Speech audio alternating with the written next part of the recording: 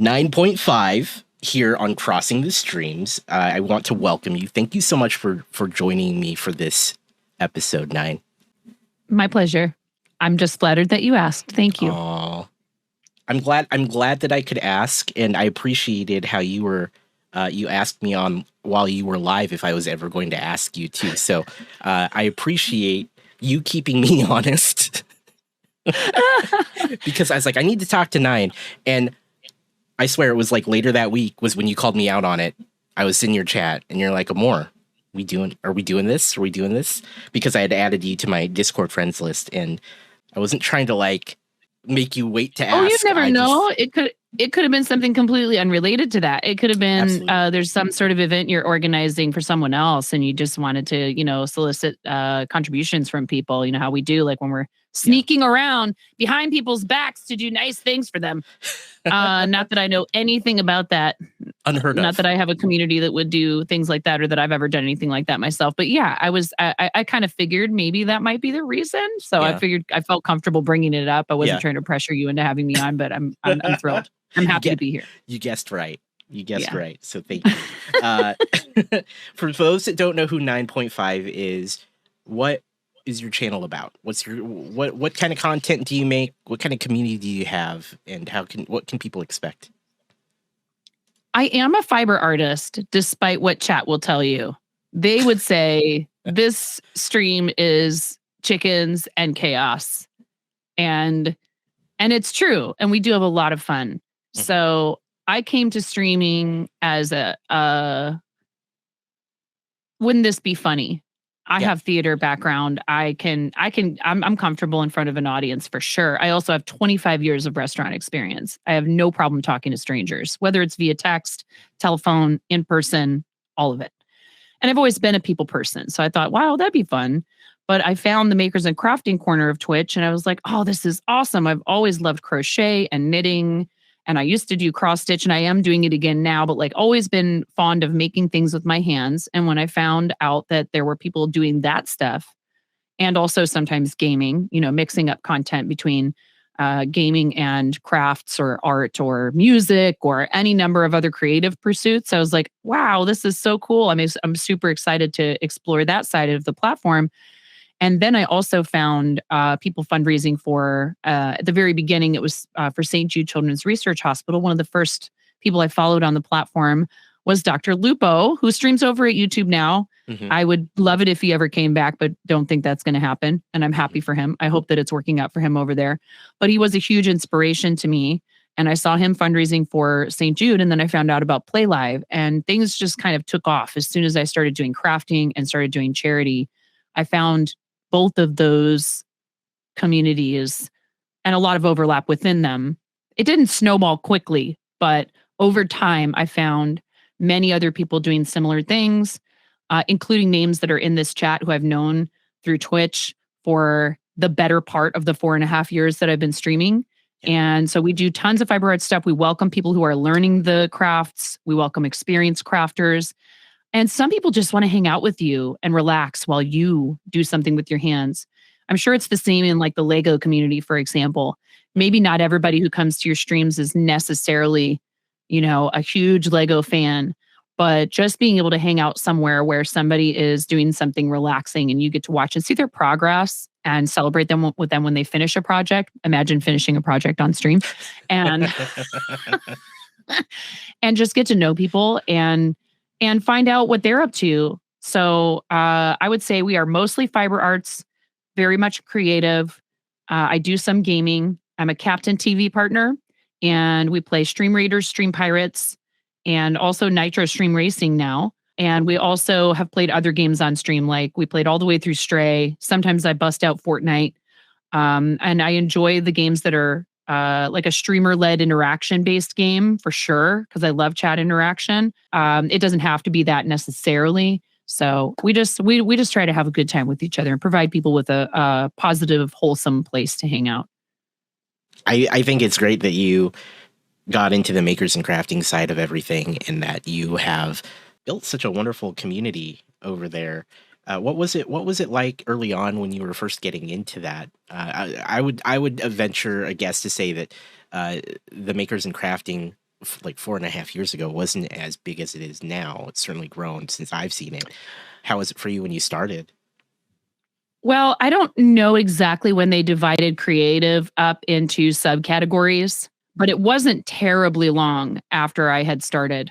And so many of the people who were at the top of their respective categories, makers and crafting, art, beauty and body art, they divided it into, the 5 categories that are now part of the creative subdirectory. So they kind of brought them all back together into a subdirectory, but used to be just creative. Didn't matter if you were doing cosplay construction, if you were making a quilt for a charity, if you were doing perler beads, if you were metalworking, pyro, all the stuff that people do, like our friend Karen Day in the chat who does pyrography, and Zach and I who do crochet and cross stitch, and people who spin fiber into yarn. They're dyeing it. There are people painting. It was all under one big giant category. They split it up. And so by the time I started doing creative, I was just in makers and crafting, which is, and we all know this, it's kind of a tiny category in terms of the broad spectrum of categories on Twitch. Like you look at just chatting and there'll be, gosh, I don't know, sometimes upwards of 500,000 viewers in just chatting. And that's not even, I'm sure, the max that it's ever gotten to. That's not unusual. And then we'll be trucking along at 1.5K, which does mean that you have a better opportunity to be seen in a lot of ways. But however, but by people who know about makers and crafting. Right. The problem is many people don't even know about makers and crafting or art. They don't know that stuff is happening on the platform, or they know about Twitch and they've never been on Twitch, and they wouldn't come to Twitch because they don't realize that content exists here. Right. So it's interesting trying to figure out how to draw people in. So a lot of my early streams were very low viewership, not very much chat activity, but I still had a blast. If somebody came in and they were talking to me, if they've never heard of it, they go, "What? What do you mean there's people doing all that stuff on here?" And I go, "It's fine. Come hang out. I know, like you might think, oh, well, I've never crocheted. What do I know about crochet or fiber arts? So, but you can come hang out with us. Just come hang out." Like that's what I think the appeal of it is it gives you more of a opportunity to get to know people that sometimes gaming can make difficult. If you're super focused on your game, it can be hard. You can miss messages in chat much more easily. You end up not being able, like, for example, I can run Stream Raiders in the background and I can do a bunch of other side games and stuff and have stuff going on in chat, like Pokemon community game, etc., and still focus on my project sometimes and read chat and talk to people. So I think you have more opportunity to get to know each other. But when I first started, it was literally my phone on a clamp hanging from my chandelier over my dining room table. No face cam, no view of my face, just my hands. Sometimes I would set it up so it was pointed at me, and I would work on my project in my hands. But, then it's harder to see what you're doing. That's why many of us have a top-down view and a face cam. And a lot of people don't realize. So that actually makes doing a proper, whatever that means, a proper creative stream harder for people, because some people they don't have access to more than one camera.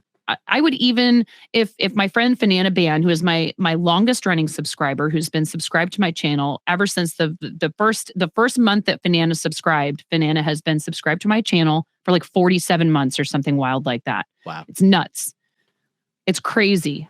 Every time I talk about our origin story, Fanana goes, "Microwave streams," because when I would stream in my kitchen, I would just prop my phone up inside the microwave with the door open. Or the kitchen cupboard. Yeah. So like, this is the thing. Even though that was not ideal and it doesn't look all super professional and it's not polished, many people don't care about that. Right. You are talking yourself out of streaming for no good reason. Just do the thing. Just do it, because people came, and eventually, and people will come and they'll go. But I do have many people like Zach, who is in chat, Zakayla, who I've known, like I said, for the vast majority of the 4.5 years that I have been on the platform.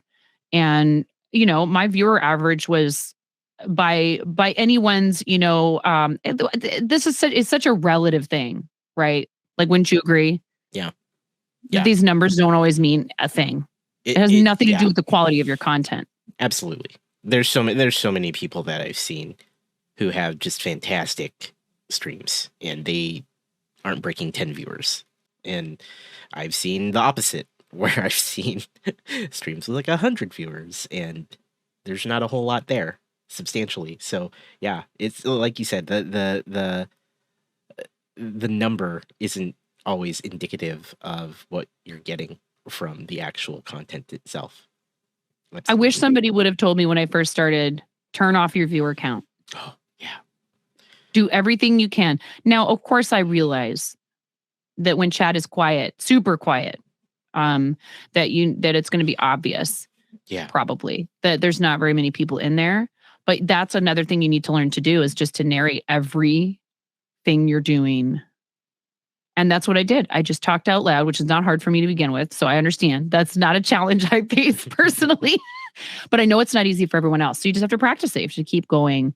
Yeah. That could be like Zach just said in the chat, when chat is quiet, everyone, especially in makers and crafting, we have so many. If I do like a lurker call out, like a voluntary, like if you're lurking, right? Like we'll be talking about lurking and the value of lurkers and how makers and crafting has so many lurkers that they're not active in chat, not because they're not engaged and not listening and not paying attention and not enjoying your content, but more because they're busy working on a project with their hands. They are also crocheting. They're also cross stitching. They're also knitting. They're also sewing, or doing any number of a million other things, cleaning their house, etc. So we're their background noise and, company. We're their company while they get their stuff done. And I'll say, hey, let's show everybody how many lurkers are in here that'll totally type in chat if I ask them to, of their own volition. I never want anyone to feel like they're being dragged out of their lurk. Right. And they'll go, I'm here. Like yeah. All these people will pop up. Or if I'm having a problem with someone, I'll say, do you think that there's no active moderation in this channel because they're not all typing at once right now? And all the mods will just pop right up. I'm like, that's right. That's what's up. They're all here and they're paying attention. We have very dedicated mods and VIPs in our chat. So yeah, it was humble beginnings for sure. And I think there are advantages to two different approaches when it comes to that. Yeah. Working from the bottom up and not having any knowledge of what's going on the platform exposes you to many of the pitfalls, including things like follow for follow and lurk for lurk, which I didn't understand at all when I first started. And I fell for some of it until I quickly figured out that it wasn't about real interaction. It wasn't about real networking. Yeah. So you learn what that is and how to pick it out and to go, oh, I don't want any part of that. Hopefully. I don't know. I mean, to each their own. But then, the other approach, which I didn't have the patience for at all, but some people do, or they have the hesitation, which is totally okay. Some people aren't ready to jump right in and press the go live button immediately, is to get yourself involved with communities and get to know people and do the networking and make genuine friendships first. And then when you hit that go live button for the first time, as long as you're brave enough to tell everybody about it, right? Which I encourage you to do. Yeah. You don't have to make a big deal about it, but in their Discord or somewhere that's appropriate, say, hey, I'm actually going to do my first stream. They'll come out and support you like crazy hard because they want to see you succeed. So, there's different ways to go about it. I think there's value to what I did and I learned a lot, but I also, there was a lot of struggle and there were periods where viewership would plateau really hard and that's not easy on your mental health. Right. But I made it through it. So yeah. Early days were crazy. They were kind of fun and very loose and I could just do whatever I wanted. There's freedom in it to explore and learn. So I completely agree. And I think that's something that is not really, I think, common for people to think about when they're getting started. But I completely agree with you in that it's freeing because you can experiment, you can try different things, you can take different approaches and see what works for you because there's no pressure of any kind of viewership concerns or losing or a dwindling audience. You're kind of starting from square one, so try out all the different things. Absolutely. What did you start? What content did you do when you first started? Because I know I followed you for a long time, but we didn't start to get to know each other better until just recently. What kind of stuff did you do right when you first started? I was known for a game called Oxygen Not Included. I was a one-game streamer for the better part of about 16 months. and I built a. I didn't know that. I built. I would say you found me probably towards the tail end of all that, but I built a community off of that purely on one game, streaming it most late nights. It was late night. You know how so many people played lo-fi in their channels? I'm gonna say it. I was one of the first. I'm gonna say that like 5.5 years ago, there was a version of this stream where it was a very naive version of Amor the streamer who played lo-fi hip hop, oxygen not included, and just did stupid stuff in a game and made comments about whatever was going on with his community. And like you, I had a very small community. The game community itself was pretty small. I was probably one of the couple people known in it after some time, but I kind of started to reach a burnout stage towards the end of that time. And then after Oxygen Not Included, I started opening it up to other games within the genre, and that helped a ton, actually. It helped a lot. It kind of got me past my plateau in terms of like viewers, as well as me feeling, as well as the mental plateau that you hit where you're just like, oh man, I don't know what to do anymore. That helped for like 4 or 5 months, but I decided at that point to take some time off of Twitch, and I left Twitch for almost a full year. Really? Yeah. See, I would see you though on social media. So I guess I didn't, because that's actually more how I knew you for a long time, was social media like Twitter and Instagram. So that's interesting. A lot of people have a thing where if you build your brand up around one particular thing, whatever that thing is, whether it's a single game, whether it's a single craft, they feel afraid, I think, sometimes to step away from that because they're concerned that they're going to lose viewership. And it's true that it happens. It does. Yeah. But I would encourage you not to worry too much about that in the very beginning stages, actually, is like kind of when you should be. What I would say is try to plan doing a couple different things, but on a regular schedule if you can. So like say you want to do Lego, but you also love a game. You want to do crochet, but you also want to do outdoor streams. I would have a schedule if it's at all possible. I know it's not possible for some people. They have to just go live whenever they find the time. But, you know, to say like on Mondays, I crochet, and on Wednesdays, I do, you know, the game I like to play on stream. Yeah. Or I try a different game every week. We game on Wednesdays. It's a different game every time I stream, or maybe it's a couple of games that I rotate through. But again, you know, like that's the time to be playing around with, you know, what do I feel like I want to do? It's kind of like how people try to encourage kids when they first go off to college. Yeah. You know, like I think there's an analogy to be made there, because like there are people who will try to sell you on streamer school. I'm not saying that there aren't legitimate programs out there for this sort of stuff that you may decide you feel like investing in. And some of them are free. They don't ask you for any money. They just offer content that helps you with it. And I encourage you to try that out first, personally. But, you know, there is this period at the beginning where you get to make mistakes and blunders, and we all do it, even when, you know, we've gotten through years of experience with it. You know how many times I'm muted during a stream on accident? Like, there's something to it, right? People love that. They love the spontaneity, and they love watching content evolve. So you should be planning on trying to take people with you on an adventure, as opposed to, I'm going to deliver the very best content I can possibly give people at this point. More like, learn what works for you and what doesn't, and give yourself the freedom. Because the thing is also with people who are creatives who are doing this, who are streaming, you are creating twice. When you stream, you're creating an object in front of you with your hands and content. It's not easy.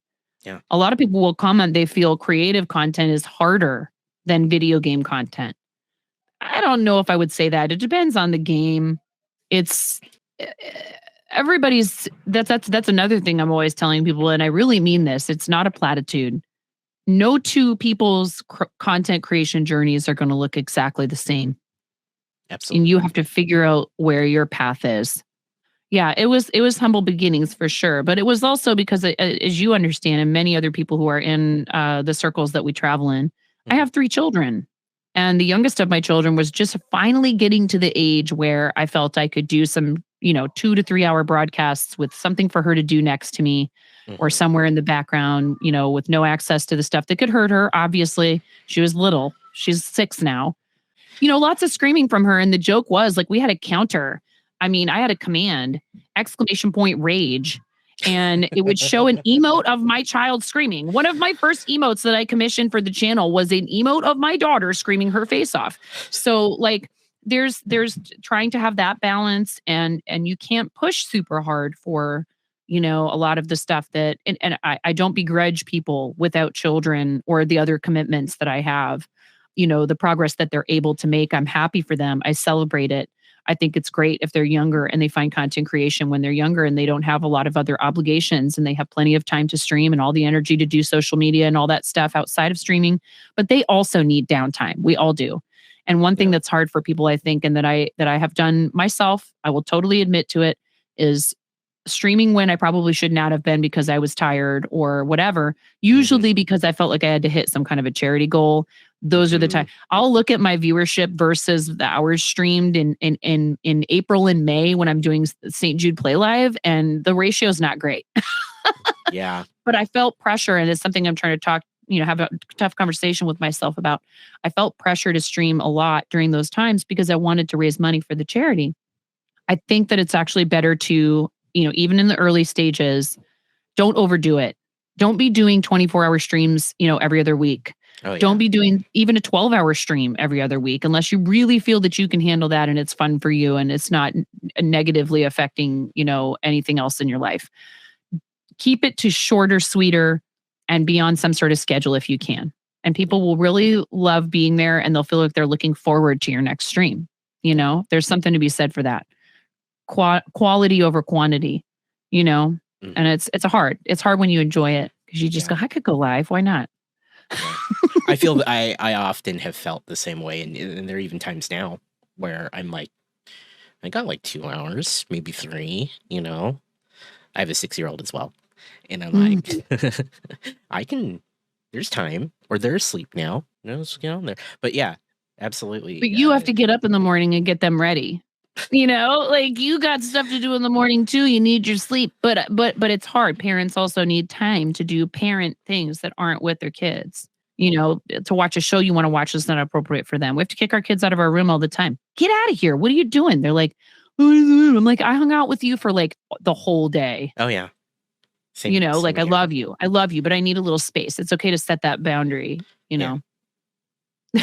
Absolutely. Brian says, as someone who doesn't have all those obligations like kids, etc., I'm still fried. Yeah, Brian gets it.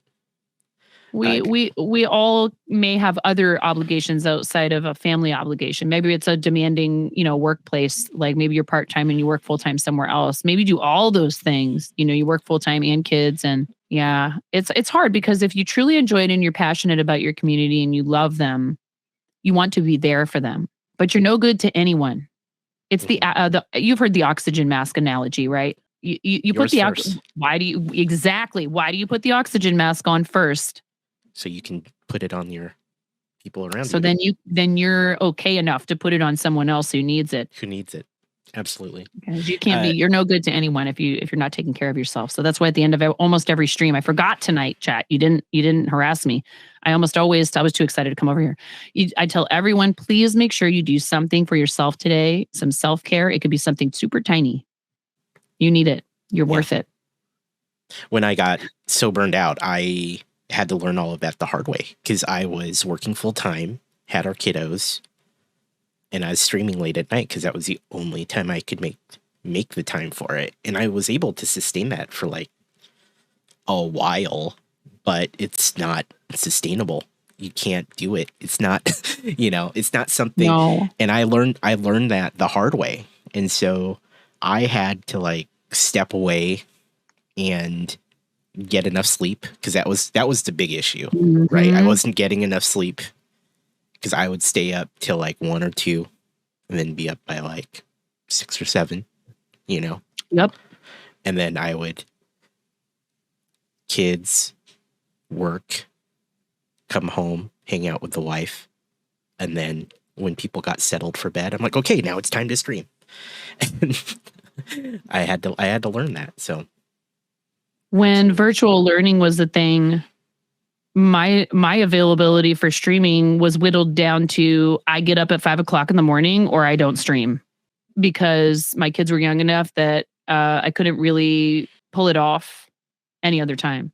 mhm.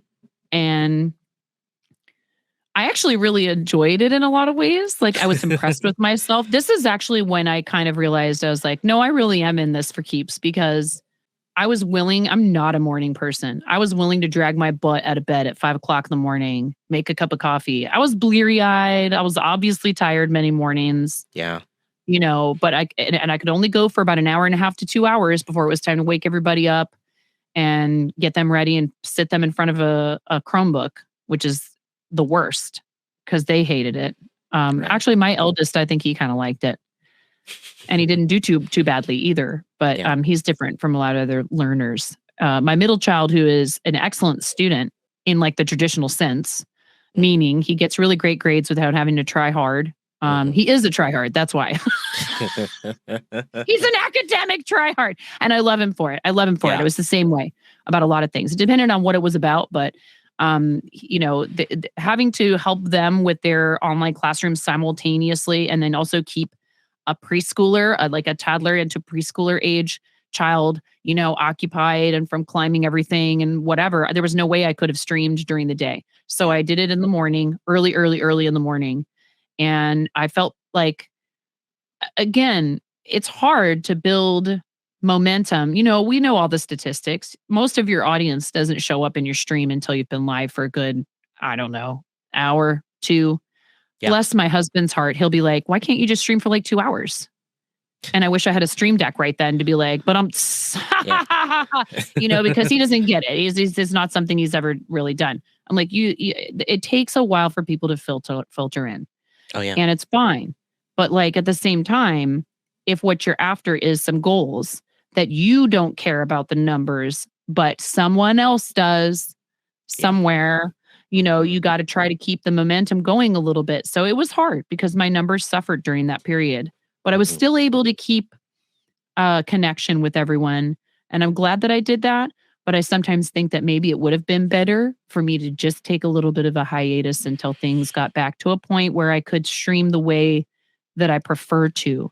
Right. But I felt, again, so determined to continue doing it that I was like, this is literally the one tiny little sliver of my day when I feel like I can manage it. And slowly things got more back to normal with in-person school. And then I was able to stream a little bit more here and, and there. And then eventually they were back in school full time. So my summer schedule is a bit different, which can be a little bit of a challenge because there's several months of the year where, streaming is a bit more sporadic because I'm home with my kids most of the time. Yeah. But there's also summer camp for them, and it's okay because I figure anyone who loves the content enough is going to keep coming back. And if they don't want to come with me on the journey when my content evolves or if I have to change a schedule, sometimes they just can't. And that is totally, all of it is okay because I'm a big believer in like, this is entertainment. It is not obligatory for you to be here. I want this to be a feel-good situation. It is absolutely optional. It is out of your own volition. And if you're happy to be here with me, I'm thrilled. And if you can't make it for some reason to do with IRL, we'll, as Science says, we'll nerf people's comments in the chat when they apologize for not being able to make it to streams. Because I'm like, I have to cancel streams due to family obligations. I have to adjust streaming schedule. I'm never, ever, ever going to give you a hard time for having a life outside of this platform that you need to tend to. It's important. And I think you build a healthier community that way. Real life comes first, says Zach. And it's 1000% true. I think you and I have a lot of the same experience, like coming at it, even though our channels are different. Our histories are very similar in different ways. I know that sounds ironic to say it that they're similar in different ways, but we. No, I think I know what you mean. Both of our content started out as one thing and evolved into another. I sat there at the PS4. I streamed from our PS4. I streamed Fortnite from our PS4 because I thought it would be funny to be, this like almost at the time, almost 40 something, and now firmly ensconced in her mid 40s. Literally, my Epic username for a little while was a 39-year-old mom. So when I bopped someone else's kid in a Fortnite lobby, what they saw was, you've been eliminated by a 39-year-old mom. That's the best. That's got to be satisfying. Mildly toxic, but that's okay. And I very much enjoyed it. And I met some really awesome, adorable, and sweet people who still, to this day, just the other day, one of them came to my channel and said, "Hi, Mom," because they call me Mom. Yeah. You know, and it was a good way to blow off steam after work, Fortnite. So I found myself streaming it, but that was the gateway. But it like you said, it was the thing I did the most of at first. Yeah. But I was so spotty. I didn't stream very frequently. I mean, if I look at my very first few months, it was pretty chill all the way up until right before my birthday, when I decided to start trying just chatting, and then found the first crafting streamer I found was Jenny Knits. Jenny Knits, who is, if she ever came back, I would be in that chat in a heartbeat to thank her for showing me how to because she was so into and welcoming and fond of her chat. It was definitely a big friend group of people who knew each other and would be excited to see each other in chat, and just an awesome person who had been through cancer herself and decided, I'm going to knit what's called knitted knockers. For other fellow, people that have gone through mastectomy, so that they have something that is comfortable to put inside a bra after they've had a mastectomy, which is a terrible thing to have to go through. What a lovely gesture to make something handmade, to show someone else who's going through something you've also been through, some love. Yeah. And I know Goddess knits. Don't you, Goddess? If anyone's interested, you can contact me if you want info on how to get involved in that project, because it still exists. But it just showed me the power of the platform and the power of this type of content creation and social media. So, absolutely. And there's a crochet pattern for him too, actually. That's awesome.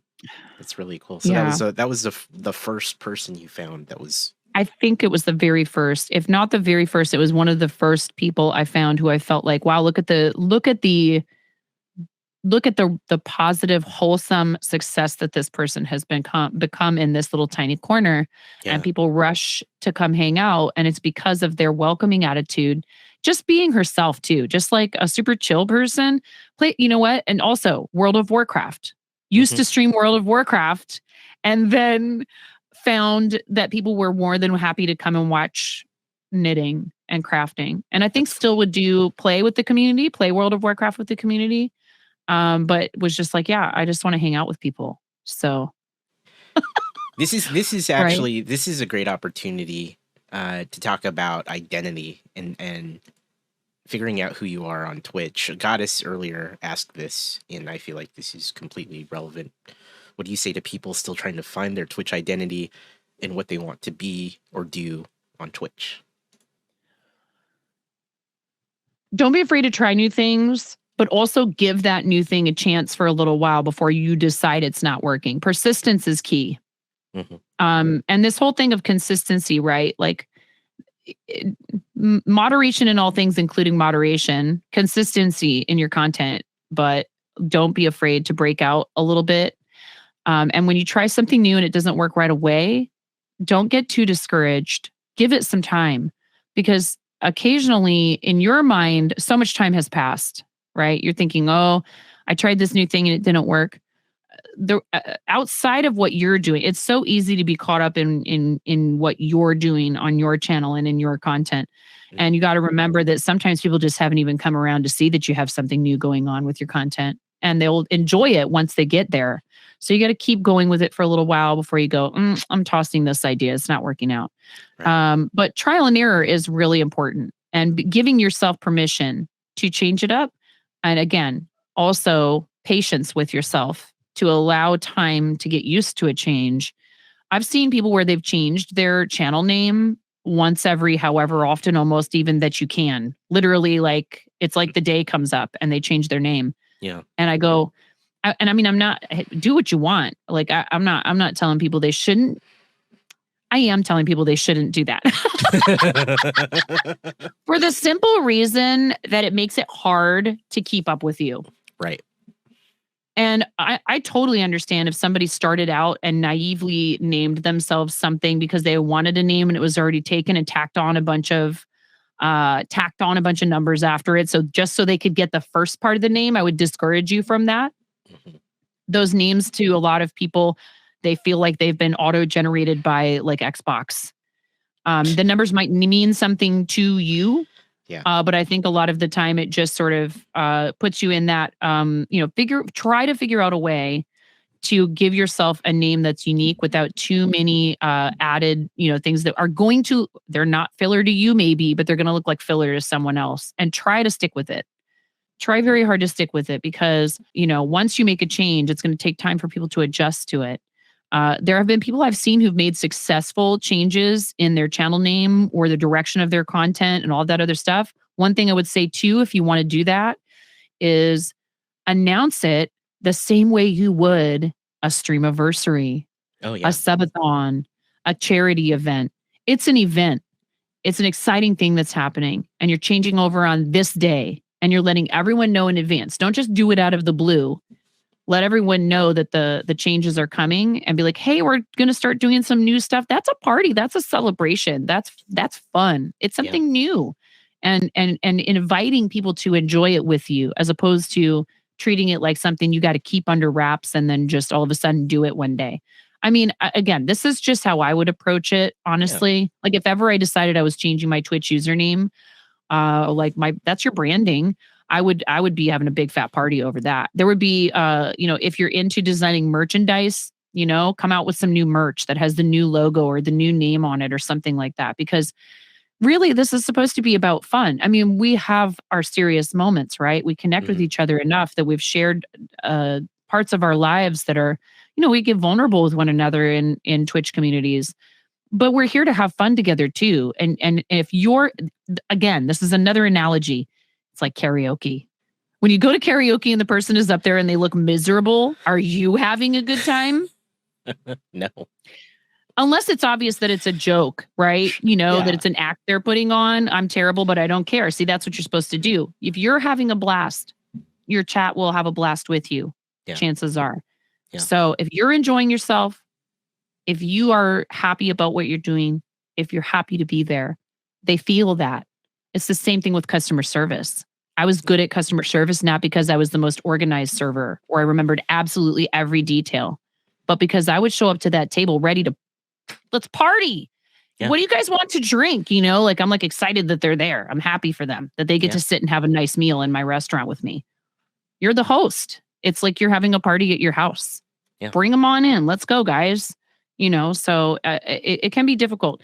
But if you're trying to change directions and you feel like people are falling off because, you're not doing what you did before, that's going to happen, and you just got to ride it out. Yeah. If they're there for you, they'll stick around and they'll see what the future has in store. And you have to try not to take it personally if they don't. It's very difficult. It is. It definitely is. You've dropped so much good knowledge that this has probably been so far my easiest discussion. So I'm just gonna. I don't know if anybody's ever told me that. We're on rails here. You have so much great insight. I really love what you're saying about enjoying yourself while you're figuring out who you are and what you're doing. I think that is incredibly important because a lot of us who are in streaming and content creation are trying to, I've said this myself. I'm trying to figure out my place in the Twitch world. I'm trying to figure it out. I have a much firmer understanding of it, but it took me most of this time to figure that out, right? And so I just want to take the moment to recognize the fact that you are a shining example of what it is to be happy with who you are, right?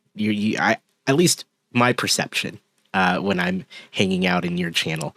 I'm sure we all have those moments where we don't feel that way, but I do want to say that what you just spoke about, you are a perfect example of it, and you're showing it. So thank you for doing that and showing up every day. I have so much practice. It's not even funny. And you have to give yourself grace. Give yourself grace if you don't have practice with that, or if you've had bad experiences in your life that have led you to struggle with it.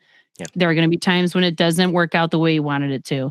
There's clips I watch where I cringe at them, like genuinely, not just like, oh, what a goofball, but like, oh God, why did I say that? Or how come I said it like that? Or why does it sound so weird when I said it like that? Or, we all have it. Even if you look at someone and think this person has all the confidence in the world, they probably never doubt themselves. They're always just forging ahead. It's not true. Yeah. We're human. Everyone has those moments of self-doubt. And allowing yourself to have that and let it wash over you, but let it flow away from you because you don't deserve to be a prisoner of those thoughts. Yeah. Exactly. I 100% agree here. I'm telling you, it's a lot of practice. I have a background in theater too. I don't know that I mentioned that yet during this conversation. I found theater at 13 years old, and that was actually what I thought I wanted to do with the rest of my life. I was dead set on it. In fact, there were several other things I was good at that everybody kept telling me I should do instead. And I was like, nope. Sorry. My English teacher, she's pushing me hard. She's going, you're an excellent writer. Like you could have a future in any kind of writing you wanted. And I was like, I'm too in love with the theater. Like I did pursue it to an extent with her encouragement. And I really love her. And she actually has written a few books herself. And she is a fantastic person. And I was very fortunate to have her as a teacher in high school. But also my drama teacher was like, no, you're so good. And I believe in you and you could do whatever you wanted. I'm also super fortunate in my young life. I cannot emphasize any of you out there who have the opportunity to work with young people, whether it's on content creation or you have a local group that does Lego or gaming of any kind, or an athletes, a sport that you could coach or something like that, where you show them kindness, respect, boundaries, making sure they understand what's acceptable and what's not, but a positive adult role model and believing in them. It has such an amazing effect on their confidence level. And if you can find the time in your life to do it, I highly encourage it. Mentorship for young people, particularly in the age range of high school, where they are about to be released into the wild. And they're just, they're nervous, even if they won't show it. It is so impactful. And I was so fortunate to not only have parents that believed in me and said, you can do this, and many kids don't. But if someone else in their life says, okay, so somebody else says you can't do this, huh? Let's prove them wrong. Yeah. I believe in you. I'll show you that. And adults need this mentorship as well. It's not to say this is something only for teenagers, but I think it is a period of life where if that is available to them and provided for them, it has lifelong positive consequences, positive effect on who they become, even if they don't end up pursuing it like as a career or something. Right. It just shows them you can try new things. I see Derek in the chat. He's great at this. He really is. He is. You can try new things. I asked Derek, I need a encouragement and to be shoved in the right direction occasionally as well. You can try new things. You can do hard things. You can fail at something and pick yourself back up and keep trying. Or you can do it for a while and find that, the returns you're getting from it personally are not worth it and decide in a healthy way to cut ties with the activity because it's not doing you any favors. It's not bringing you joy anymore. Yeah.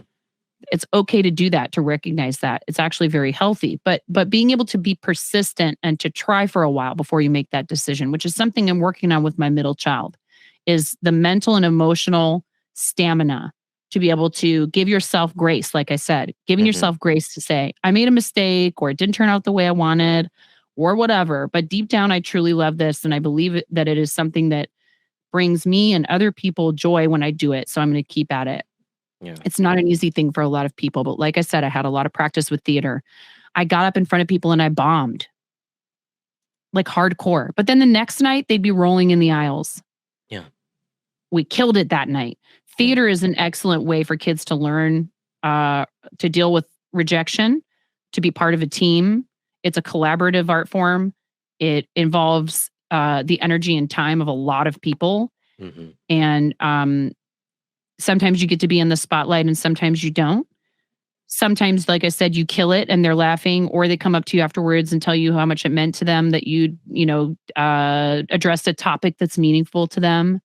And as a young person, feeling that you can have that kind of effect on an audience member or a member of your community, even, right? Because these are Right. people typically who live around you. It's a really good feeling. It makes you feel like, wow, I have power to give people joy or to help them process grief or whatever in a constructive way. And I cannot I cannot underemphasize the power of that type of thing. And not everybody has to want to go on to make a career out of it. But this leads into advice I also give people about improving their content, which is Hmm. take an improv class if you can. Take an improv class. It's invaluable. The skills you learn in improv or any other kind of performing transfer over to streaming so well. If you have a hard time thinking about this as a performance, think of the way that you would approach, being in choir if you did that kind of thing in school. You just want people to have a good time and enjoy themselves, during your show. Incredible. And I completely agree. I think some form of experience, whether it be like theater, improv, something along those lines, performance of some kind, is incredibly useful for what we do. And as you said earlier, this is entertainment. This is something people come to generally on Twitch to have a good time and enjoy themselves, regardless of what that content looks like. There's some version of it out there for everyone, but it comes down to for the content creator, performance and the ability to be entertaining and nurture a community. There is space on this platform as well for the type of content that's meant more to give people a comfortable place to just relax. And I know many people who make that sort of content and I'm extremely thankful for them. I'm very appreciative of it. Right. They're not there to put on some big, exciting, hyped up show, but it is still a form of entertainment, and it's for relaxation purposes more. And they may be also, crafters who are practicing their art or their craft while they may not have the insanity that goes on in some of our channels if we're like kind of buffoons like I am. I just accept it. I embrace it, and I could list off half a dozen people right off the top of my head, but I appreciate that they exist as well. And there's room for everybody here. That's the thing. So whether you choose to approach it as something where you're more, what's the word I'm looking for here? It's a soothing type of experience. There's many people I could name, some of them partners, some of them not, who they really make people feel comfortable and looked after. And that is also important. And it is part of what we do here. Yeah. But I think recognizing whether or not that's, finding the type of approach to it that you feel comfortable with and good about is the number one thing. Because if you're feeling uncomfortable, I've watched people before where I've sat there thinking, this person saw someone successful on this platform who was like over the top with their personality and energy level, like I can get a lot of the time. And that comes to me easily. I'm super fortunate in that department. Yeah. But I'm also not the right content for a lot of people for that reason. Right. That's the irony, right? Is that I might be too much for some people. Like they might come in my channel when things are getting wild and they go, and they turn right around and leave. And that's totally okay. Yeah. It's perfectly all right.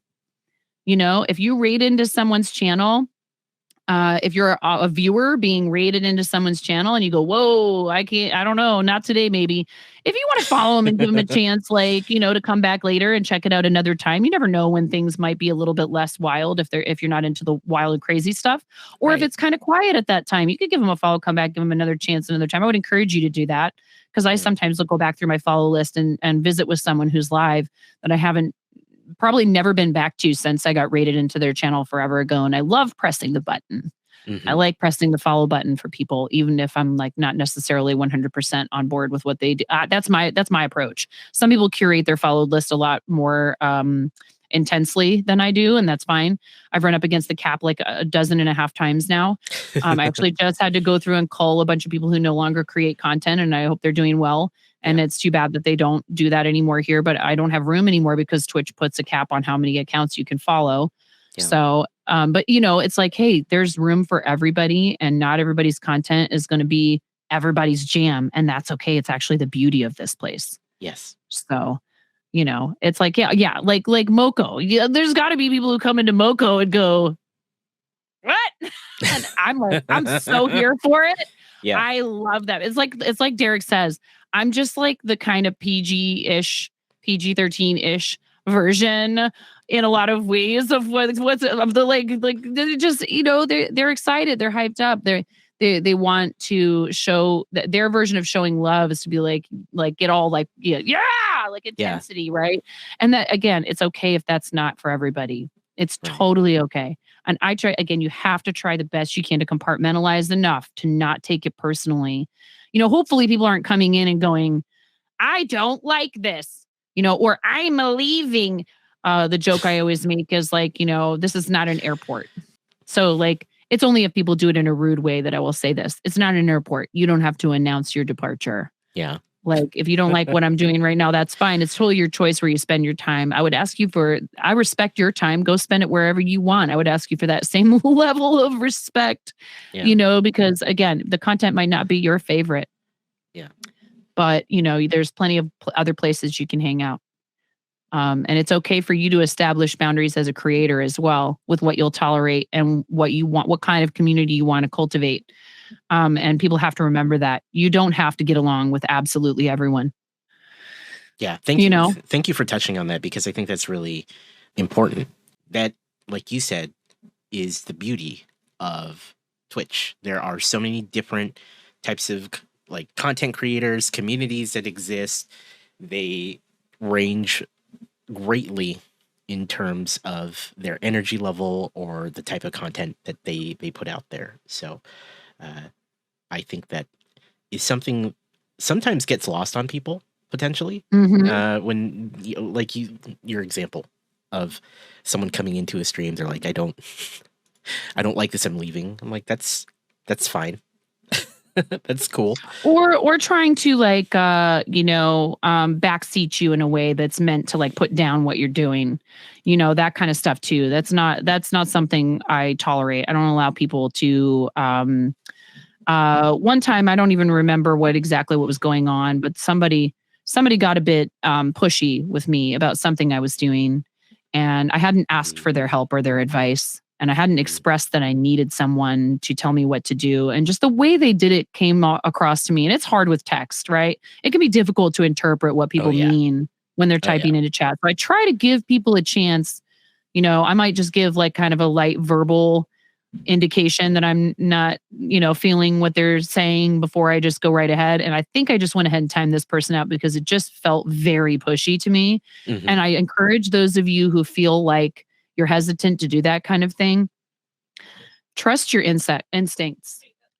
Again, origin story time. 16-year-old Nine used to get involved in like the worst disappointment that could happen is an IRC net split in the middle of the trivia game I was playing in the internet cafe, where I could barely afford the minutes necessary to get my fix. Because my dad was real strict about internet usage at home. Yeah. So I would go after school. I would tell, maybe even a little white lie that I was studying. I would get some studying done, but mostly I was just in the chat room on IRC in this little internet cafe in Portland that doesn't exist anymore called The Habit. And I was drinking like way too much caffeine for someone my size probably, and just cracking out on, internet chat rooms. So I can tell when there's a troll in my chat most of the time. Yeah. They think they're putting one over on me. They don't understand that I'm most likely Gen X, and how I know that is that I don't care if I'm Gen X or not. So I'm like, call me whatever you want. It doesn't matter. But like, there's a whole, there's a lot of flags, right? If you think you're getting red flags from someone in your chat, listen to your instincts. It doesn't mean you have to like, smack them immediately. You don't have to bop them the second that you feel like something's not right, but pay attention to your instincts, because one thing I think that we fall prey to as people who want to build a community, you want people to feel comfortable with you. You want to be inviting. You want people to feel like your channel is a place they want to return to, not at the expense of your and your other community members' level of comfort. Right. Those are mistakes I made early on, allowing behavior that, but also because I wanted to give the person a chance, right? I wanted to give them a chance to do better. And I do believe that you should be, willing to give people additional chances if they seem genuinely remorseful if they've done something or said something that is inappropriate or crosses a boundary or breaks a rule, and they say, "Hey, I'm so sorry. I really didn't mean to cause problems." Giving them another chance is a healthy thing to do.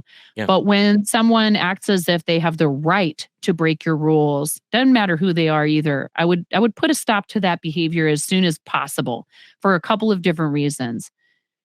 It's not good for you, and it may give other people the idea that it's all right. You're Right. setting a precedent. And sometimes I will comment, I'll be like, hey, this person's been with us for a really long time and they made a joke that's a little bit over the line, a tiny bit over the line for the, we try to keep it PG-13, or they used a curse word on accident. They forgot themselves for a moment. And their message still gets deleted a lot of the time. Yeah. Because we try to be consistent in our rules and what we expect from people when they're because they're guests, right? But you don't have to have them in your space. Mm-hmm. And it's a hard thing to do for a lot of us because we're like, we don't want anyone to think we're just being mean or whatever. But like, nope, it's your space and you have to be a good steward of it as much as you possibly can. And, everybody has to determine what their own rules are for their space. But, it's funny because I know that Moco, we keep bringing up Moco, but I know that they're like probably shoe in for Discord partner. But I totally respect this. Dare's like, I don't really want to make rules because we haven't needed them hardcore yet, which is amazing.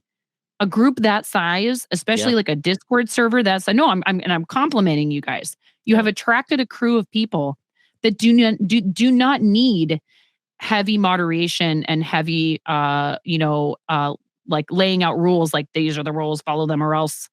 Like that's fantastic, and I totally understand your hesitation to enforce to set out and then, say like, how do we enforce these and all that other stuff. I totally get it. But at the same time, unfortunately, that's a requirement from Discord.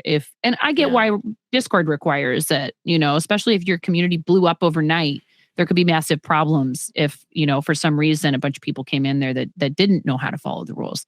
So it's hard because that's one of the advantages of growing slowly is you can learn what those rules need to be or whether or not you need heavy enforcement of them. And you can bring people on slowly and give them time to get used to increased chat traffic, increase posts in the Discord server. Mm-hmm. But if you do blow up overnight being a public server, you become a public server, your increased risk of that type of behavior and exposure to people who do not follow rules well. And so they want to see that you already have that set up. But I think it's amazing that it is mostly a self-moderated community. And that's, again, it's a reflection of you two that people, come there and know how to behave themselves, generally speaking, right? So at the same time, I think it's a good thing to get in the habit of having somewhere posted some rules in your channel. It doesn't have to be a map. There's one person I follow. Their rules are hilarious. They took a long time to write them, or maybe they didn't, but it isn't even rules. It's just it is like, what's the word for writing where it just comes straight from like your brain? Stream of consciousness. Stream of consciousness. It is just a stream. It is a thing of beauty. Mm-hmm. They're called the flail. And I found this person crafting late at night, the flail. And it is the most hilarious thing I've ever seen. If you ever go to the Flails channel, I highly recommend that you read those rules. Don't just press agree, read them. They're so funny. But like, it really, whether you use that or you have them posted in a panel underneath your stream or whatever, I think, depending on what kind of content you're doing, and unfortunately, there's also people who fit within certain communities, certain identities that are going to have that stuff. It really stinks that this is the case, but that way you have a consistent way to say, you are behaving in a way I don't appreciate and you're gone. And the reason is this, and it's already been posted. So you have no defense. So they can't come after you trying to argue why they should have been allowed to do X, Y, Z, but it's always up to you anyways. Yeah. Even like, I mean it, if you don't feel comfortable with somebody, get them out of there. Yeah. Sooner rather than later. It's your space. You get to determine who has access to it. It's not an easy thing to do. Yeah, I think some people, especially when they're growing and they're a lot newer to it, they're afraid to lose people. And so that can potentially add to the oh, I don't want to tell them that I don't appreciate how they acted back there because that's a viewer. And I think what you said is dead Not on. worth it. Not worth it. You're setting a precedent. I think there needs to be, you need to establish what your community is as you realize what you want and don't want in it. So you as a creator have a right to feel comfortable while it's your channel. yeah. And again, one of the things that's beautiful about this for me as a full-time occupation is the flexibility. And that includes, I put up with some really nasty behavior from people in customer service for 25 years. I have stories. Towards the end of it, I was afforded the opportunity to work for an employer who not only treated me like an adult with tons of experience that was of value to the business, but also a human being who deserved to be treated with respect. And if I had a customer, a guest, we call them guests a lot of the time in restaurant, because I'm telling you, this is where a lot of the practice in making people feel welcome in the channel comes from. They're our guests. We want them to feel good. We want people to come in and have a great time.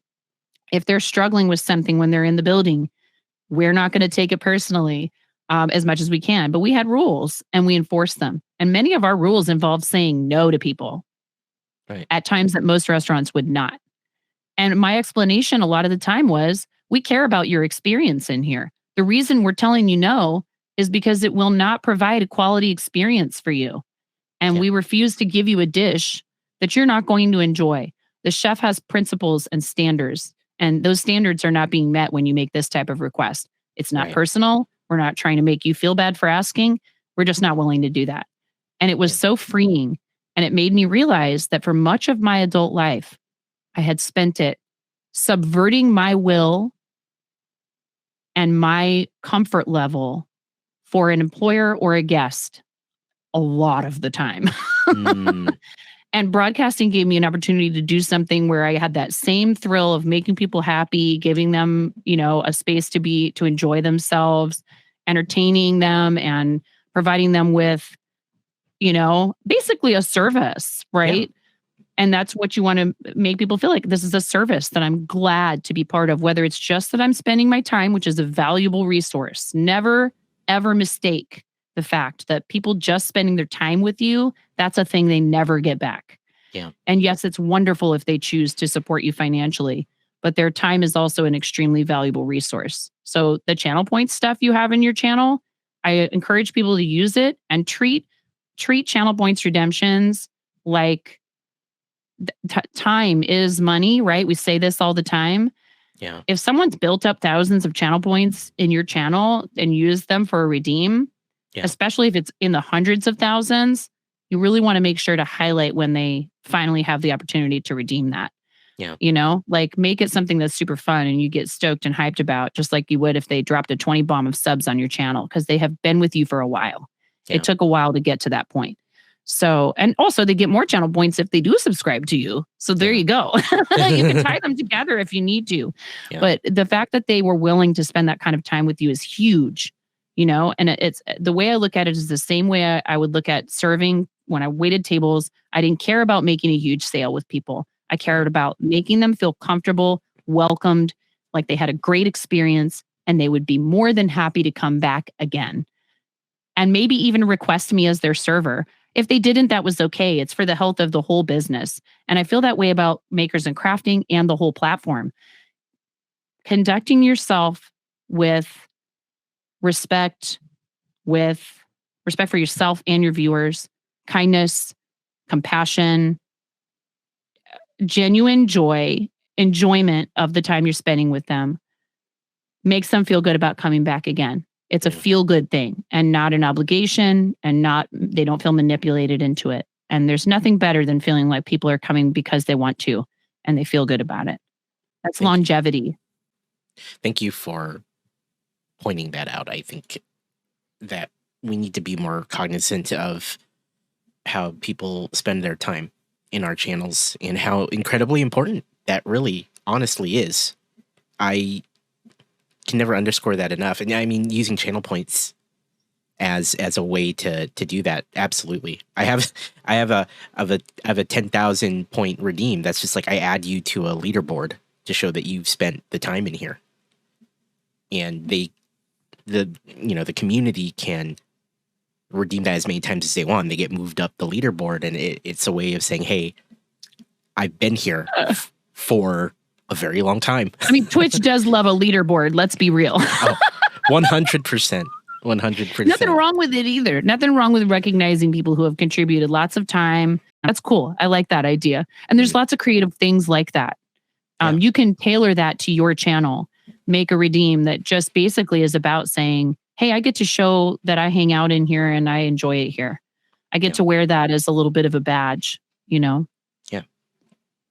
Thank you for pointing that out. I think that is incredibly important. And perhaps it's lost on some streamers. I feel like, not everyone, but especially the ones that feel a bit more like they kind of, I don't want to say, deserve it, but they sometimes forget that time spent in your channel is a very, very, like, it's a whole thing. So they choose to spend their time there with you. And I can't state the importance of that enough, because they could go anywhere, or they could choose to close that window or tab where you're pulled up on their screen. So, yeah. The badge next to my name, right? Mm-hmm.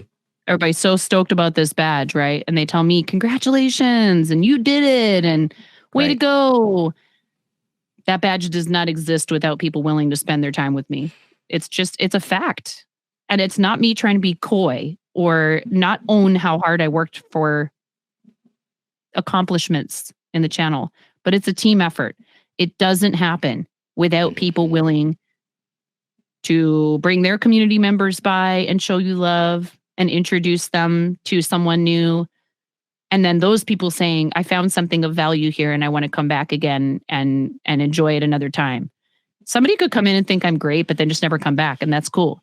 Right. But if they did, and then they chose to come back, that's a huge compliment. And it's an investment on their part.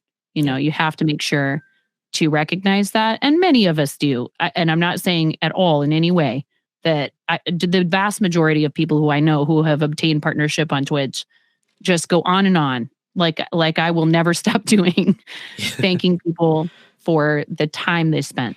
It is a business arrangement. And when you apply, I encourage people to do the thing that I did the last time and tried a little bit more to highlight how there is a business being run. It's not that way to us. We become family. We get connected to one another in a way that is way beyond dollars and cents. But being aware of it and acknowledging it shows them that you are a worthy, that their investment, which, again, there is a lot of investment on their end that we may not always see or recognize. Right. We can still hold them accountable. We can still approach them and ask for them to give us the shout out cue already. Let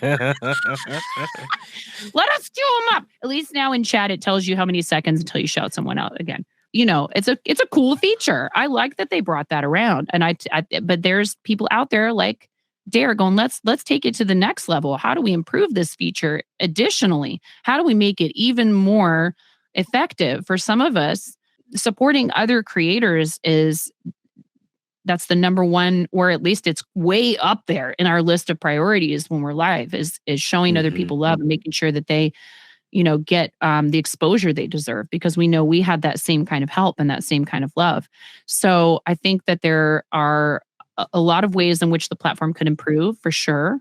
But we have to remember that you and I would not be having this conversation if it weren't for a lot of the people who work for Twitch. Yeah. We have to give them the credit that they deserve, because, again, nobody's perfect. No organization is perfect. No platform is 100% perfect. And it's up to you to come up with creative ways to work within the framework. There's a number of choices when it comes to your content, and one of them is a big one is what platform or platforms are you going to create it on? Right. Which one of those or ones are you going to invest to devote more of your time and energy to? Your time and energy, also super important and valuable. Mm-hmm. And I have a tendency to get hyper focused on something that probably isn't always the number one most important thing that I should be focusing on at the time. So one thing I'm trying to learn as an adult is to retrain my brain to be able to prioritize. I'm not good at it. And that's okay. It's okay to recognize that. I'm trying to get better at it. And I have a lot of people who are willing to help me, and I have a hard time asking for help. So I'm trying to make the most of my time as well. And yeah, sanity, totally. It's like just the overwhelming nature of a lot of, there's just so much stimulus and input and all this stuff. And so, like, a lot of people have to recognize that one of the best investments of their time is downtime.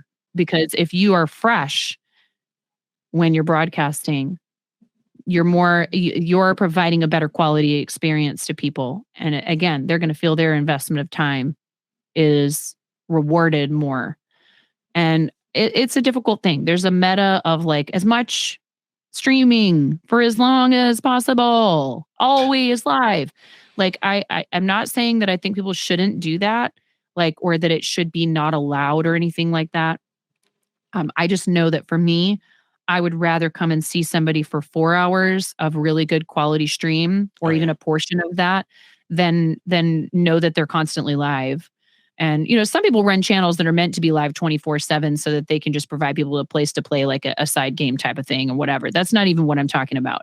I mean, like, people who want to run these streams where they go for like 12 to 16 hours on a regular basis. And I don't feel that it gives people a quality experience in general. I think most people, it's not a thing that they're capable of doing in a healthy way. So, it's different for stuff like, I know there's a lot of people in the 3D printing community that can run a stream where they're broadcasting an item being created. Totally different. Yeah. Completely different story. That's not you, performing for people in that moment. And maybe those people also, and I will say this, I've been to 3D printing streams where people are actually monitoring chat. And so if you come in and say something, they're going to say hello to you. Yeah. They will interact with you. I know that a lot of people will give 3D printing streams a hard time, a lot of flack for not being as interactive as they'd like. Again, that's fine. Maybe, that community is very strong. If you look at all this stuff with MakerDeck and, there's a bunch of people who do put on a show where they talk about the materials and the technology and these different, prints that come out that people will offer you to be able to use your machine to make. So, don't put people don't lump them all into one category together just because you've been to one stream, you didn't care for it. If they're doing something in that same vein, give them a chance, because I have been to some of those streams recently, again, after kind of not writing them off, just sort of going, I don't know, maybe it's not for me. I gave it a chance, and I'm glad I did, because I have met some cool people, and they don't always only do 3D printing. They do lots of things, and some of them make cool stuff that's useful to many of us who are crafters. So like, give them some support, because they are out there trying to come up with cool, innovative ways to use this technology. It doesn't mean that you have to be in there for every second of a stream that's just a print. It just means like you might want to show them, a little love and support here and there, and check out what they have to offer on their businesses that they're trying to promote, because that's really what they're trying to do.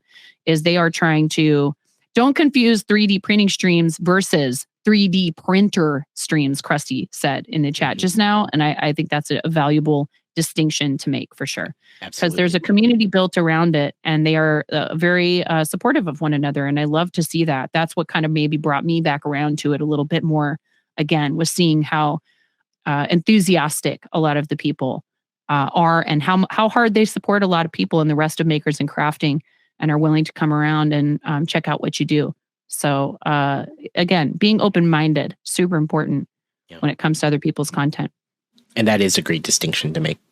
So we talked a little bit about achieving partner and just getting it, actually. How many days has it been? Like, it was Thursday. Wow. It's Groundhog's Day. I was joking that would be a cool day to relive over and over and over again. I think somebody else might have said it. I shouldn't take. I might have brought up that it was Groundhog's Day, and it was a very wild day in general. But yes, we found out on Thursday. On the How's it? heels of a birthday stream where they supported me way too hard, and also, just any number of the rest of the last 90 days have just been crazy. Yeah. So how are you feeling now that you've gotten partner? You've worked towards this for quite a while now. It finally happened. It's real. Where are you at mentally with it? I'm of two minds. Just enjoying the fact that we got here and living in that moment and basking in the love that my community has poured. I mean, like I said, we just had an incredibly successful Skinathon is what they're called in Stream Raiders. We have these fun cosmetics. We get to design custom cosmetics for our channel. They're unique to us. It benefits the channel and the game company that I work with as a partner. And it's super duper fun. And these are special events that take a lot of planning and coordination on the part of your moderators. And you have a lot of people coming to your stream. It's a big deal. Many of us invest quite a bit of time in advance of it, coming up with, just like we would for a subathon. It's essentially the same thing. And, the name, as the name implies, and you can unlock special rewards. And so it's not like I feel pressure, but Right. I'm hopeful that we will achieve certain unlocks, including things like special skins that you can only get if you reach a certain number, and a token for what's called a boosted skinathon. And we managed that this time. We had not yet made it to that point, but I'm always thrilled no matter what. It's like a lot of us always say, I don't care. You start a hype train, any hype train is a good hype train. The fact that three individuals would come through with that kind of support in that span of time is wonderful. So I was happy with where we ended the previous two times, but we had not yet unlocked a boosted. So we have a boosted token now, which is a special, even, another tier basically of these awesome events that they let us host in the game. So we had that. And this outpouring of love from my community where they all signed a birthday card that took me literally 2 streams to get all the way through. I mean, it was amazing. And so I didn't get anything done. I had planned on finally starting the bonsai on the Skinathon because I thought surely a 12-hour stream would leave me time. Yeah. Never challenge chat. No. Just don't do it. No. I was like, oh, I'll have time. But then on top of that, they also went behind my back. And because I had talked about possibly doing some charity for my birthday, they were like, hey, you need to go look at show and tell in the Discord. And I was like, what? And they had gone ahead and all made their own individual donations to an organization. As I mentioned, I'm a 25-year veteran of the restaurant industry. They all made their own donations to Big Table, who works with at-risk restaurant industry workers, and had put notes in all of their donations. They didn't do it through Tiltify. No, they do have a presence on Tiltify, and that's what I had offered up doing for my birthday. But I decided, let's just hang out and have a fun stream and party and celebrate, because we just wrapped up a lot of, intense charity during the holidays. And they went ahead and did it anyways. No redeems required from me. No, I'll do this if you guys do that, and no milestones and no nothing. They just, out of the kindness of their enormous hearts, donated to an organization that helps people who I have witnessed the type of problems and issues that they help to address. Yeah. They turned around the organization and filmed a 3-minute long video, which they posted on YouTube and anyone can watch, thanking me and my community. It was you guys thanking us for the donations and for the impact it would have, and detailing how the funds might be used by the various branches of this organization. Many of them donated to the one geographically closest to me. I don't care which one they donated to, matters not, because I think if you've been in the restaurant industry, a lot of us will treat each other like family, even if we never worked at the same place, because there's just things that you experience if you've been in it, particularly for a long time, that it gives you camaraderie. It's kind of like being in the military in a lot of ways, I think. I'm not likening, the sacrifice a lot of people in our military make. I'm saying I think you have a similar attitude of, understanding. You can connect over something. And it is one of the largest industries in the country. And it's one where people do not have a lot of financial stability. And they also run into a lot of problems with access to things like healthcare. and they work to help people with that. And it's really awesome. It's something else because they develop relationships with people. They're not just throwing money at them. So I look forward to working with them in the future. That all happened. And, numbers are looking good for application again. I had already applied for partner and I knew that I would have to wait until at least the 31st, and I was not going to do it again. I was actually going to wait for a little while and let numbers hopefully land where they needed to continue to land in order to possibly submit a successful application. Mm-hmm. And I came into, again, we're talking about Moco so much, but how can you not? I came into Moco's chat. I also asked Amish, our friend Amish, and, kind of poked at a couple of people who I knew had applied before, and said, hey, here's the situation, and gave them an insight into what my numbers were like, which mm-hmm. I've been very open about because I don't think that it's not something I want to discuss frequently just because I don't want people to feel that it is the most important thing to me. Right. But I did feel like it was okay to talk about it with my community while we're, kind of gently pushing for the check mark. Mm-hmm. I wanted it for the tier 1 emotes for them. I wanted it for the opportunities that it offers, for the cartoons. We kept jokingly saying, like, for the cartoons. I wanted it for a lot of reasons that had more to do with recognition of my community's efforts and their investment of time mm-hmm. than, some, feather in my cap. So is it a feather in someone's cap? Is it an achievement they should be proud of as a broadcaster? For sure. It requires dedication to content creation, particularly on this platform. And you should not be afraid to pat yourself a bit on the back, right? Yeah, 9 got partner for all chicken emotes. Exactly. I don't even have enough emotes right now to fill all of the slots between tier 2, tier 3. I have some on order for my artist who's amazing and I highly recommend. Mm-hmm. But, it's like, I just wasn't sure if I should do it again because I didn't want chat to be discouraged and disappointed for me. I didn't want them to be having bad feelings about it or feel frustration. So I poked around and I said something to Dare and Dev and was like, I don't know. And they were like, do it. They were like, if you're doing good, like without raid percentage, you're staying over that number, just do it. So I put them on Lurk and I tweaked a previous application, which I was smart enough to save to my desktop. Mm-hmm. I think people should do that if they're applying for partner. If you end up applying for partner, save your applications, save the text that you used for the application because they don't give you a way to attach a file. You just have to paste the text right in there. Save it to a notepad file, save it to a Word document or whatever, wherever you save it. Write it down in your diary. I mean it though. If you're a paper and pencil person, write it out on a piece of notebook paper or whatever, a legal pad, but keep it somewhere so that you have the previous application so you can go back over it or maybe even show it to someone who you trust who has achieved partner or another person who you feel is a good writer. Paper trail for the win, yes. So like you should definitely keep it because I just took the same one and I tweaked it. Mm-hmm. And I said, how could I make this even more compelling? And one thing I started to do was to treat it like I treated, here we go with the college analogy again, college acceptance and or cover letter, college acceptance essay or a cover letter where you are making a case for yourself as the best candidate or an appropriate candidate for this title or this achievement. So I think that if they did read it, I think that has an effect.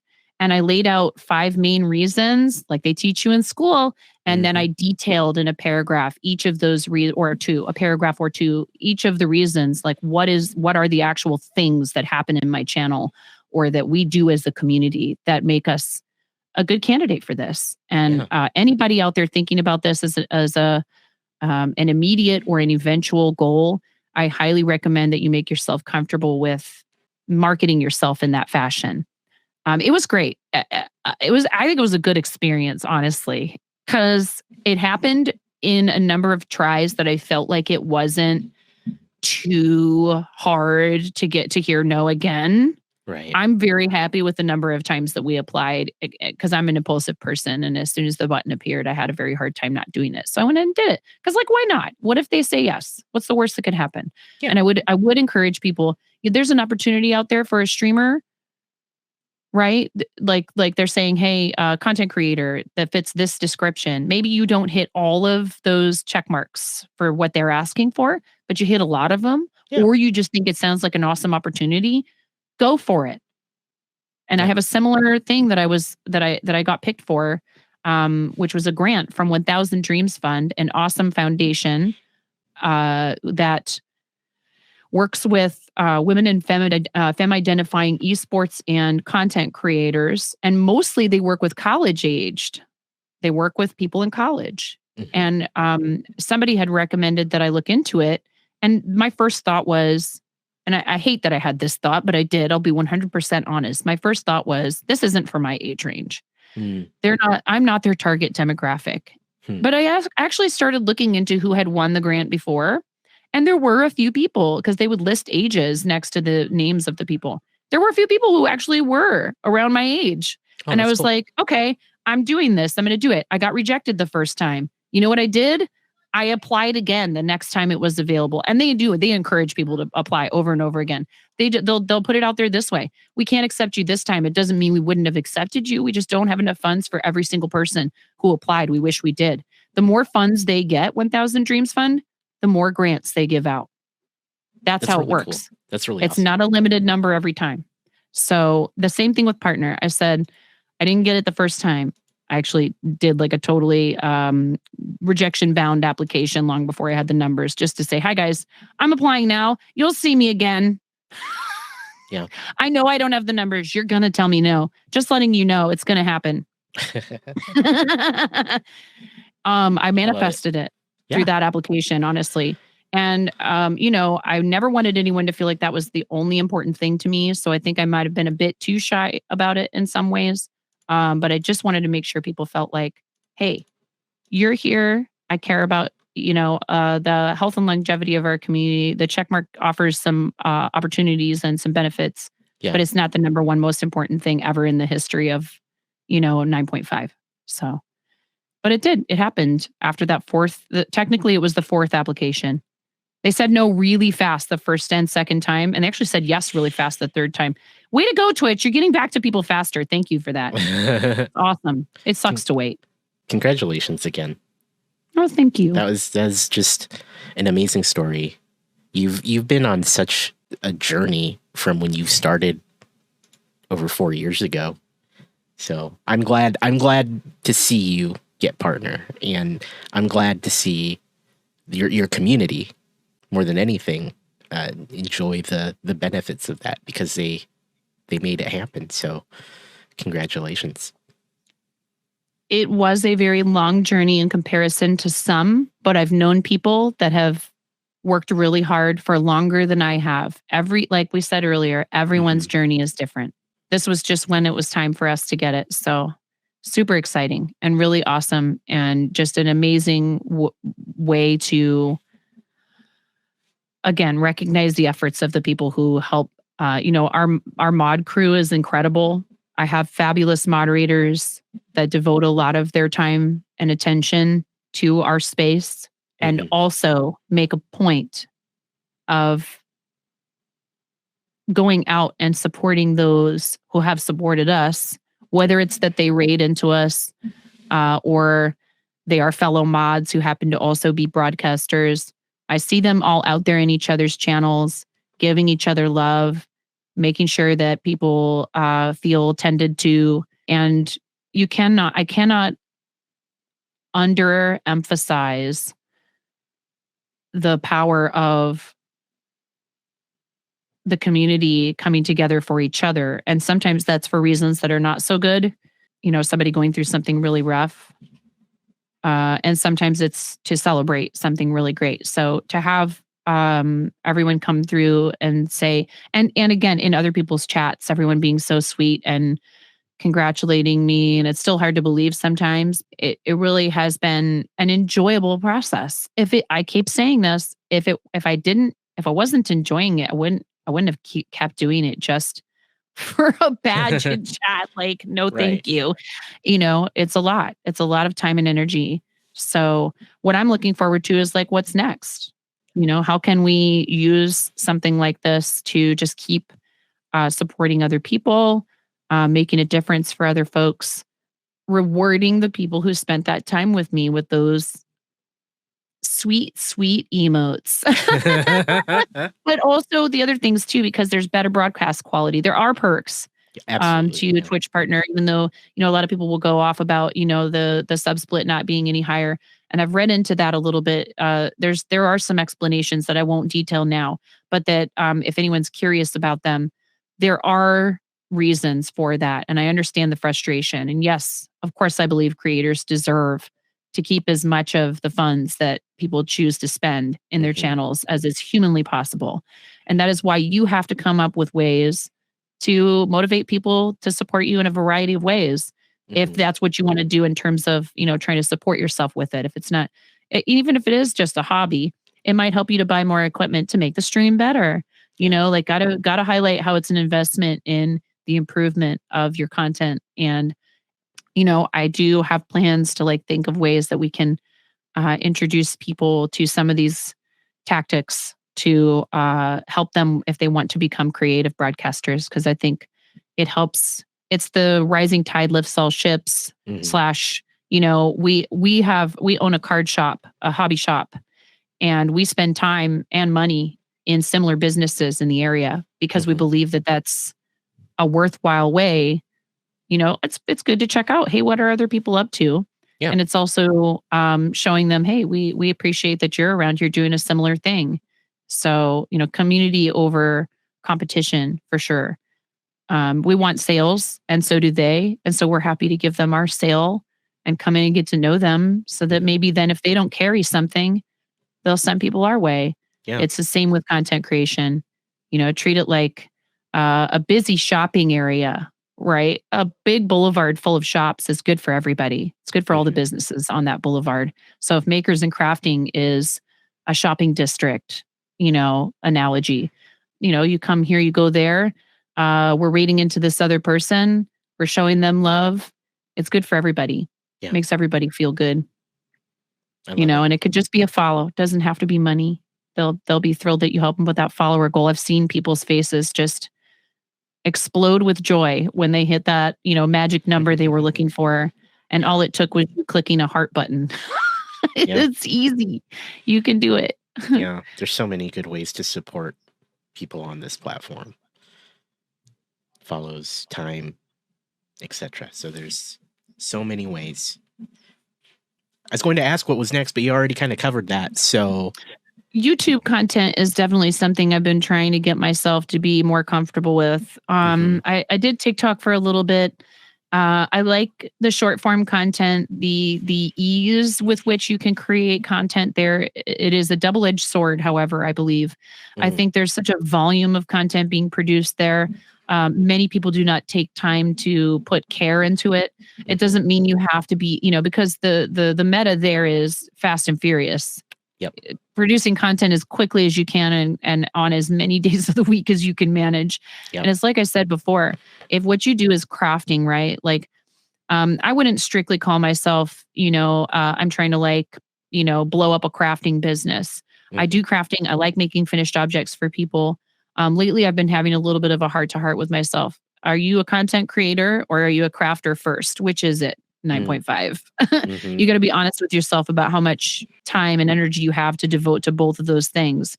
So that's something I'm trying to work out right now. But, editing content takes time and patience and skill. And that's something I've been dabbling in a little bit. I'm afraid of it because it's not something I'm comfortable with. But just like all the other things that I talked about, theater and music, all these other things, it's one of those things that I don't have too much trouble with this on Twitch a lot of the time. I don't like watch someone else streaming and go, that's not always true. We all do this to an extent, but it's pretty easy for me to talk myself down from the ledge of like, why are they so good at this, but I'm not? You know what I mean? We all have our own talents and skills and things we specialize in and things we're good at. The editing stuff intimidates me. I feel like it is a level of attention to detail that I'm either going to go one way or the other. I'm either going to get tired of it really quickly and abandon it, or I'm going to spend way too much time on it. Yeah. Until it's perfect. It's all or nothing with me. So I have to learn to tell myself I've tweaked this enough. It either is working or it's not. I leave it in and move on to the next thing, or I just get it out of there and stop and quit trying to make something happen that is way too complicated for my skill level. Because I want to be able to do all the fancy stuff. Yeah. Like right out the gate. And it's like people who choose their first amigurumi project. My fiber artist friends will know what I'm talking about. And they're like, I want to do the 61-page elemental earth dragon on my first go round doing an amigurumi. And you're like, no, learn how to make a sphere. Start small, don't set yourself up for failure. We tell people this with charity fundraising as well. Do not set yourself an insane, huge goal because you'll probably feel bad when you don't hit it. Start small. Set low numbers that are easily attainable. Raise the goal.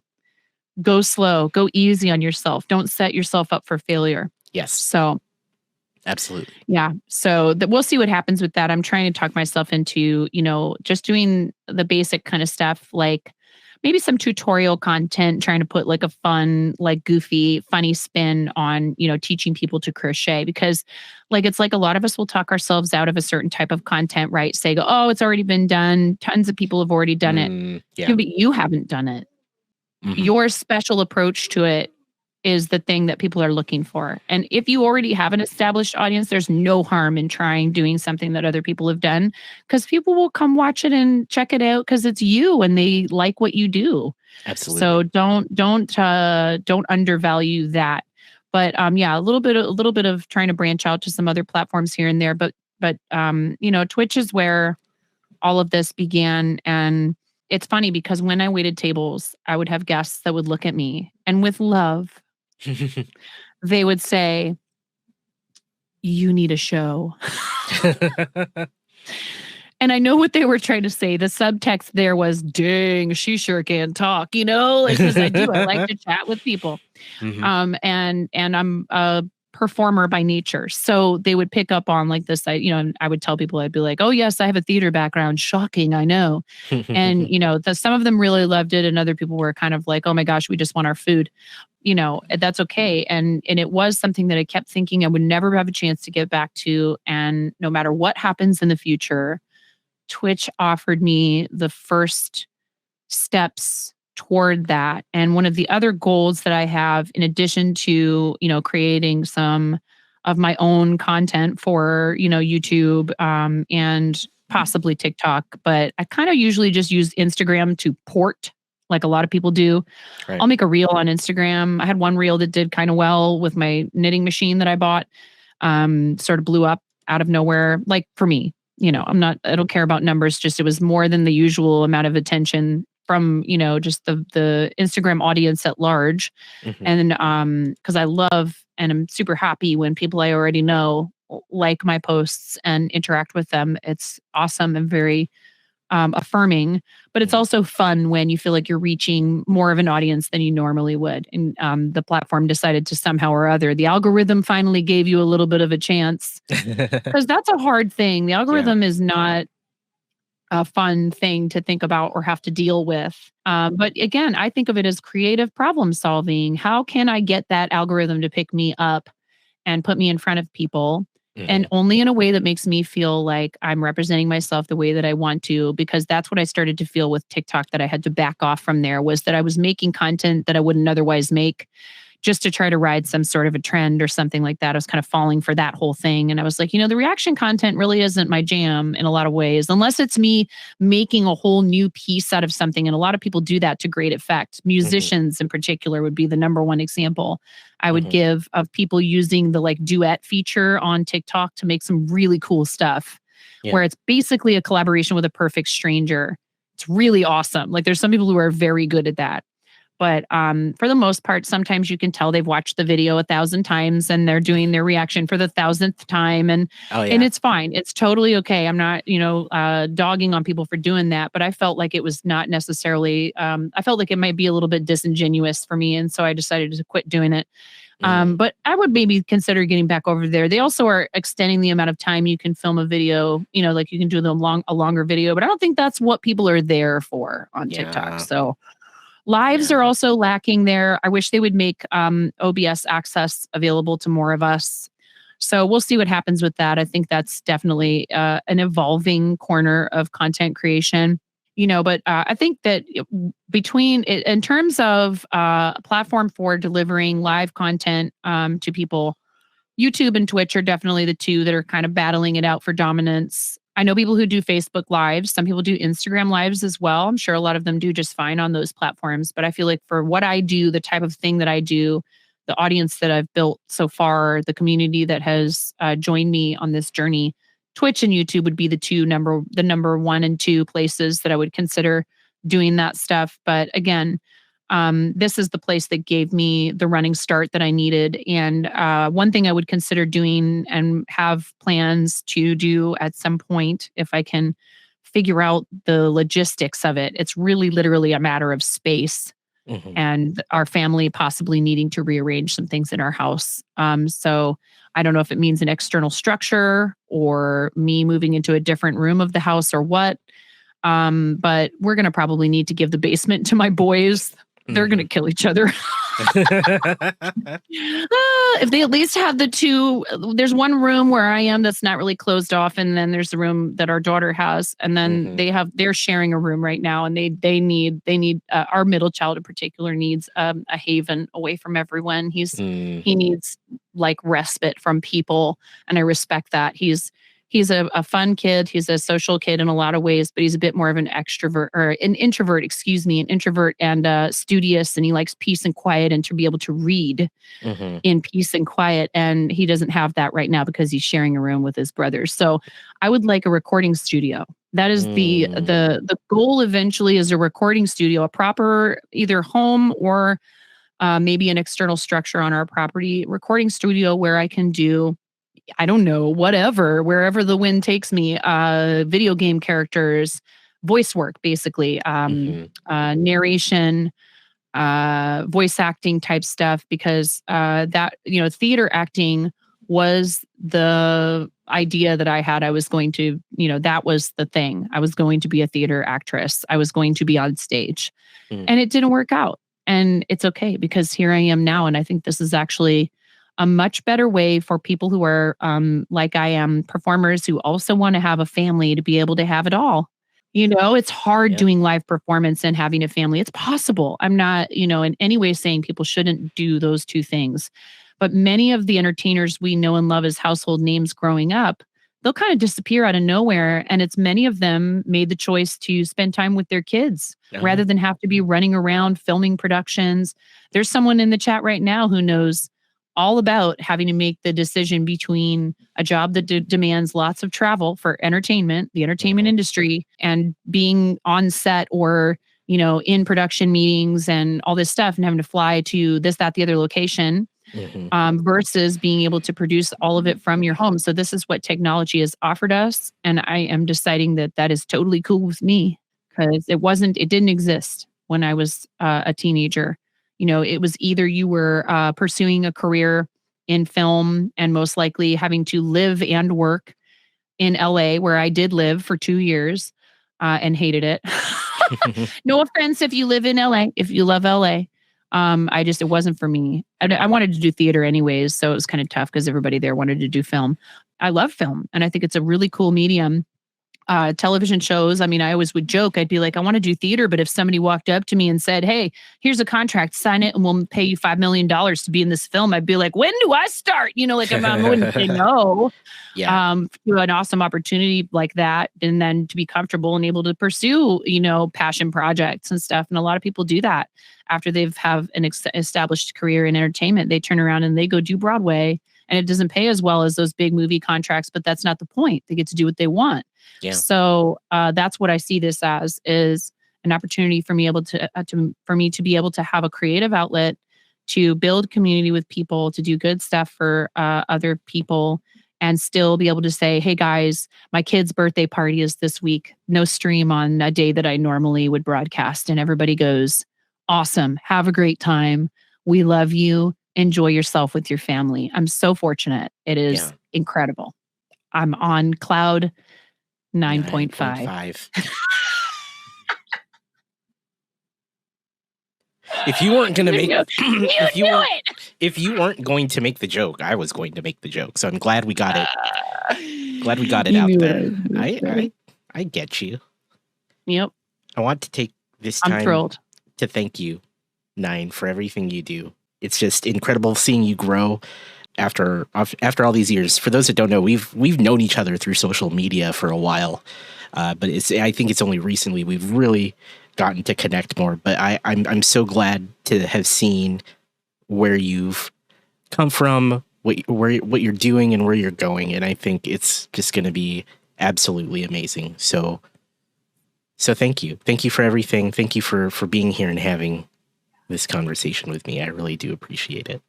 Thank you for inviting me to do it. It's a huge compliment.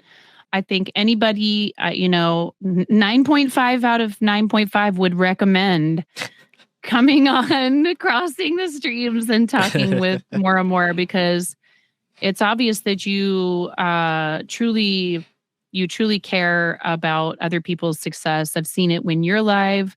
You also deserve all of that support and love.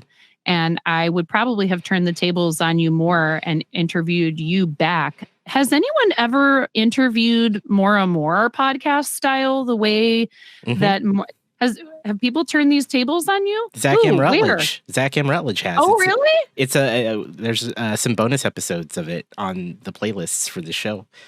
We sat down and he fired some questions at me for about 2 episodes worth.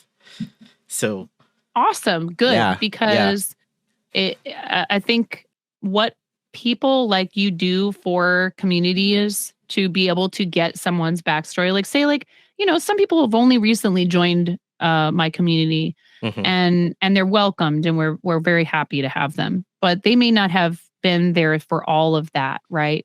So it's good for them to get a picture of what it's like. And it's true for you too, because I'm glad we talked about what where you started earlier, because I think it's important for people to know, like, if you're struggling, you're not alone. And you offer that opportunity to people to have that window into their experience. So thank you, like I said, for having me on and for your thoughtful questions. And again, for your support, because you've been coming around the channel a lot and I super appreciate it. I can't thank everybody from Creative and Makers and Crafting enough. I cannot. I'm so indebted. I mean, I'm glad we can help you. I'm glad we can all be there for each other and support each other the way that we do. It's mutual support. I mean, I owe people change a lot of the time and I'm high-fiving them, but I still high-five real good. Don't worry. You do. But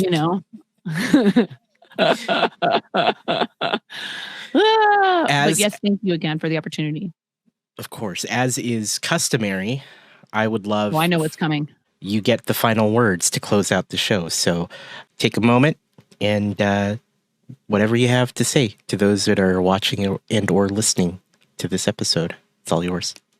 Just thank you, 100,000 times thank you for believing in me and treating each other with the level of kindness and your willingness to have fun, to let your hair down a little bit, to have some wholesome fun with me, and to just relentlessly support whatever charity cause.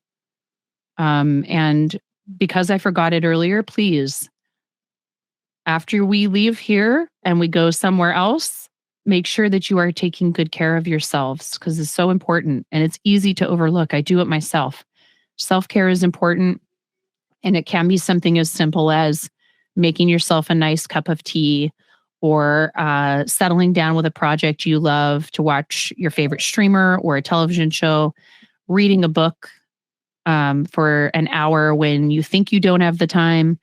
Set aside the time for it, because it has an effect on you and your ability to care for others. You're worth it. You're absolutely worth it. And I very much appreciate everything that you have done for me. So please do me the favor of doing something nice for yourself.